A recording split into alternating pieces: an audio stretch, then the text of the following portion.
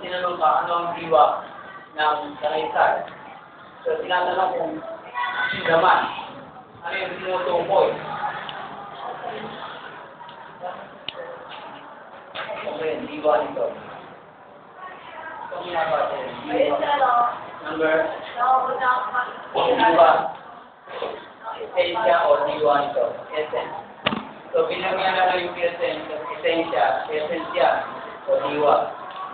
Nauuna ang pag-ilaw ng isang bagay na so parang halimbawa mundo. Anong papasok na essence sa mundo? Ilo.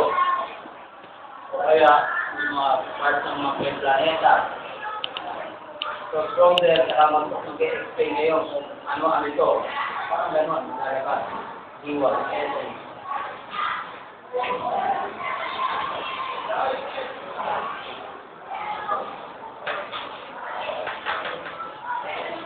Mulat ang tao sa pag-iral.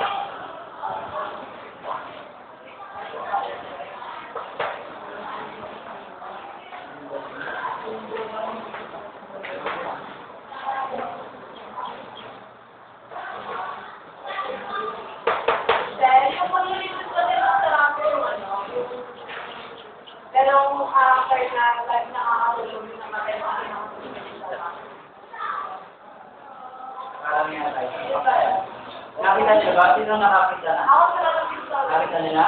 Di pa tinok niyo ma? Pero hindi yung sa akin, yung dula-dulaan ako. Very good. Tingnan mo. Tingnan mo, di okay. Nagawa mo ng paraan. Sabi mo tuyo pa siya. Oo. Napansin ka. Kaya ngayon tingnan mo. Pag-photocopy nyo. Lang sa akin, dula-dulaan. Okay, tapos, ang pag-ibig ni Mang Serapio, ewan ko kung narinig nyo, sa ibang mga school, napanood ko yan. Pine-perform nila yung talaga.